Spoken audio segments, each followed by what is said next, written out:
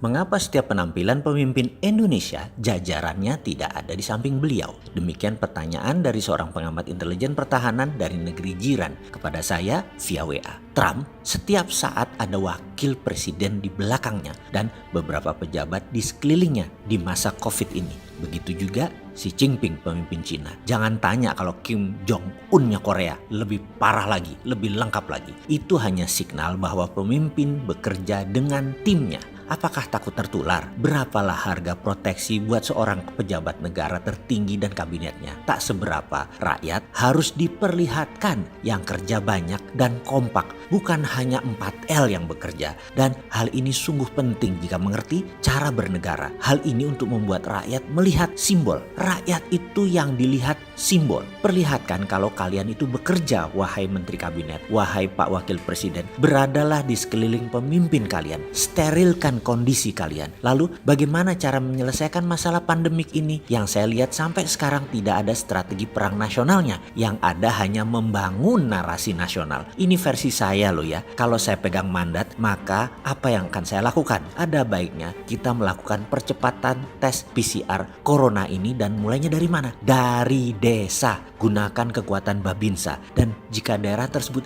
hijau, kasih gelang hijau di tangan mereka dan lokalisir daerah tersebut. Begitu hijau, di sana mereka mengerjakan apa saja seperti keseharian. Jaga perbatasan dengan tim aparat. Semakin luas tersisir daerah hijau, maka hanya dari pendatanglah COVID itu menular. Pendatang yang gelang hijau lah yang boleh masuk dan tidak boleh keluar masuk kecuali barang. Perluas daerah hijau. Utamakan untuk kekuatan pangan seperti lumbung padi, sayuran, peternakan, dan berbagai kebutuhan pangan lainnya. Setiap 2 hari, rakyat datang ke posyandu untuk diberi vitamin gratis. Wajib jaga daerah hijau itu dan perluas dan pastikan yang keluar masuk hanya barang di dalam daerah hijau. Silahkan mengerjakan semua senormal mungkin. 70% daerah Indonesia adalah kaum rural, pedesaan, lalu kepung ke arah urban, perkotaan, daerah kuning. Yang terdapat beberapa pasien, segera hijaukan dengan bawa pasien keluar ke tempat pengobatan dan diamkan 14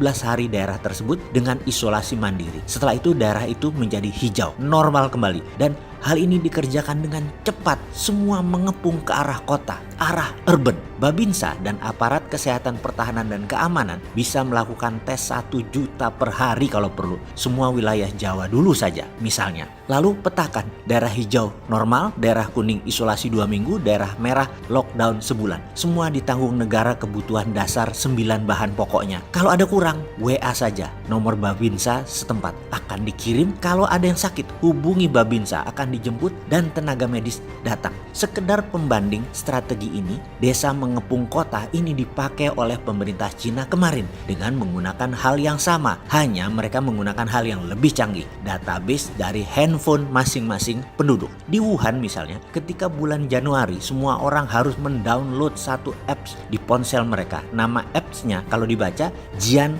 Kang Bao, artinya sehat itu harta karun. Dengan mendownload apps tersebut, semua orang terhubung dengan pusat kesehatan nasional. Sejak itu, di layar ponsel penduduk muncul status kesehatan masing-masing, hijau, kuning, atau merah. Ponsel telah berfungsi pula sebagai kartu kesehatan. Kalau layar ponsel mereka hijau, berarti mereka diberi izin untuk bergerak di zona hijau. Kalau layar ponselnya kuning, mereka tidak boleh kemana-mana, apalagi warnanya merah. Dari mana asal status kesehatan ini? Siapa yang memberi status hijau, kuning, atau merah? Semua berasal dari big data. Kita sekarang buat versi kita. Tak perlu handphone buat semua orang. Kemahalan, kasih gelang karet. Karena ada Babinsa yang mendata, database itu ada di tangannya Babinsa. Biarkan tim Babinsa, aparat pertahanan keamanan yang punya big datanya, yang terus menjaga perbatasan wilayah yang semakin lebar. 400.000 aparat keamanan bisa digunakan dideploy segera saat ini. Sesederhana itu. Sekarang Amerika lakukan strategi lain. Dalam waktu 1 bulan sudah lebih melakukan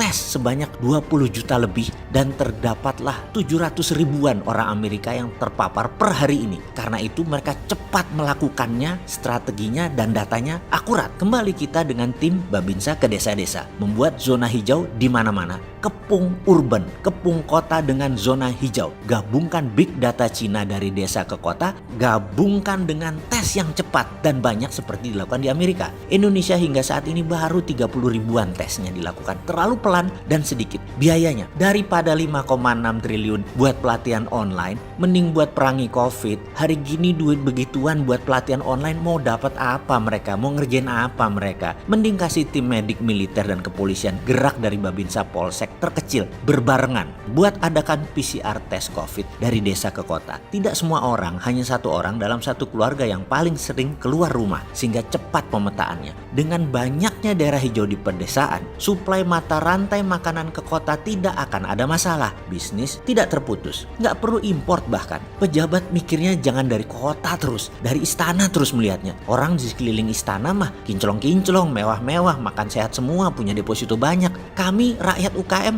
dan pinggiran yang menyuplai makanan ke kota di desa-desa, masa kami stay at home? Ya nggak pas lah kebijakan seperti itu. Kami yang di daerah hijau jangan disamain dengan kota yang sudah merah. Jangan semua orang disuruh stay at home. Makan apa kami? Kembali ke strategi desa mengepung kota. Kita jelaskan, pakai kaki organik Babinsa, Polsek, dan jaringan keamanan terkecil lainnya. Lakukan zoning hijau sebanyak-banyaknya dan tes COVID dalam 1 bulan ke depan. Saya yakin 80% wilayah Indonesia masih hijau. Di wilayah hijau kerja normal semua. Jaga perbatasan dengan ketat, pakai big data di tangan masing-masing personel keamanan daerah tersebut. Tidak ada crossing man, yang ada hanya crossing barang. Jadi itulah strategi yang akan Sontoloyo pakai kalau dikasih mandat. Ya nggak mungkin dikasih kan ya. Ya tiru aja kalau gitu, nggak usah malu-malu.